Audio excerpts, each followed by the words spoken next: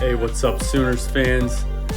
What do we have here? Jaydn Ott out of the slot. We got some film study. Arbuckle can... Hey, but first, just want to say this is everything Sooners coming at you. We got film study, and then at the end, I got a couple takes that the media is forgetting about SEC teams. So, let's get into it. You're going to like these highlights. Guys, Jaydn Ott, transfer from Cal, had a down year last year because of injury, but these are 2023 highlights.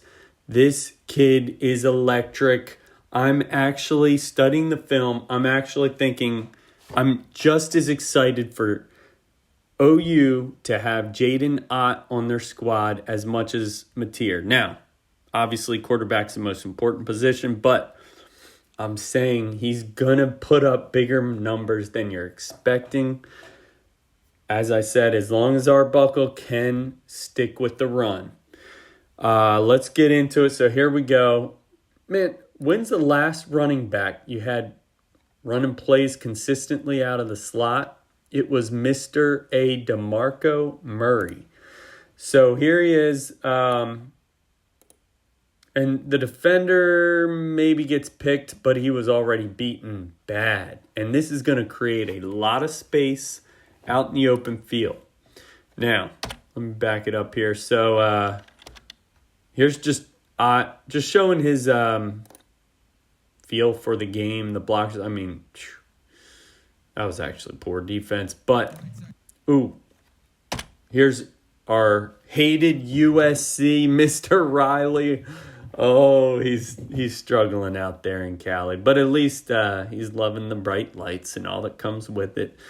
But, yeah, that's a conversation for another day. What is USC going to do this year?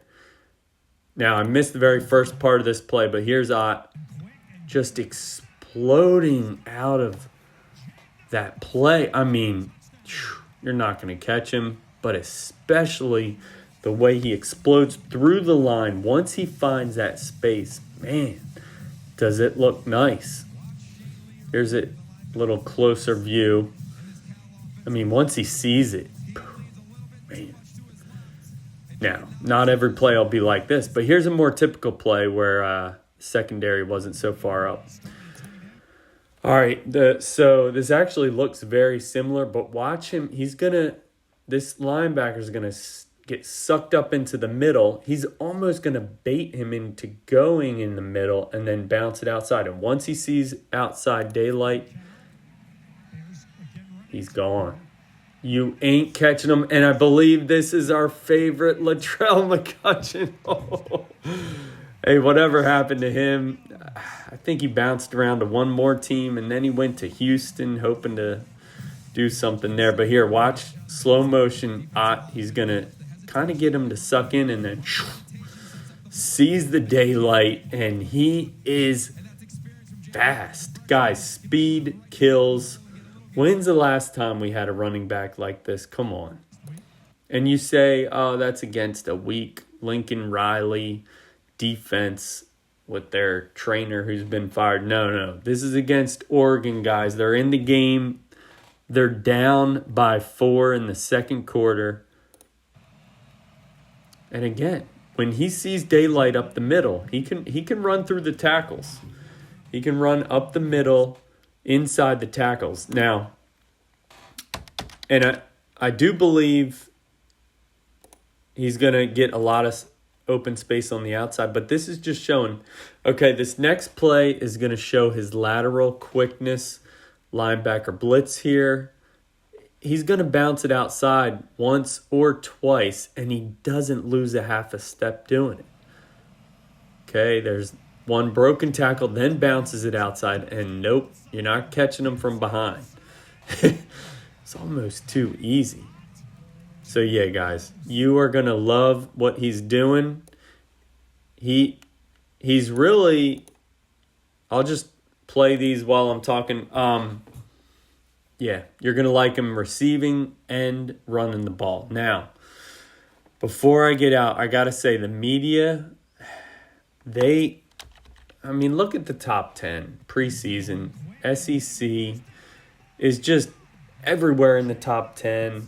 Big Ten has won a national championship 2 years in a row. But what people and the media are forgetting last year are some of the games that the SEC teams that they're so caught up on and have them in the top 10, they struggled and they had some ugly games. And they were lucky on a couple of them. I'll give you some examples. South Carolina, August 31st, opening weekend, squeaked by Old Dominion 23-19. That is a group of 4 team, guys. That is, Conference USA. I don't think ODU should be anywhere near any of the bottom teams in the Big Ten, SEC. They are outmatched majorly. So that's South Carolina, who's heralded as probably winning the next Heisman with Lenora Sellers. Another game, September 21st, Texas A&M only beat Bowling Green 26-20. Yes, Texas A&M with all their 5-star studs up front, David Hicks. I don't care. You guys hardly beat Bowling Green. That's a MAC team that wasn't that good. What is going on? And so you look at those games and you're like, if you can play that terrible against a group of 4 teams, man, you better not do that this year. Vandy lost to Georgia State. I think Vandy was a little overrated. They beat Bama last year, but you look at their schedule, they didn't really have many quality wins outside of Bama. Lost to Georgia State. Terrible. What's that, a Sun Belt team?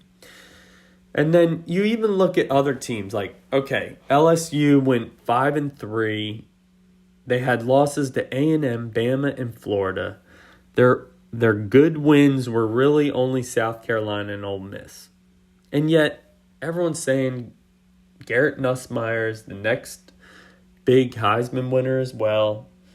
We'll know a lot week 1. LSU's playing Clemson.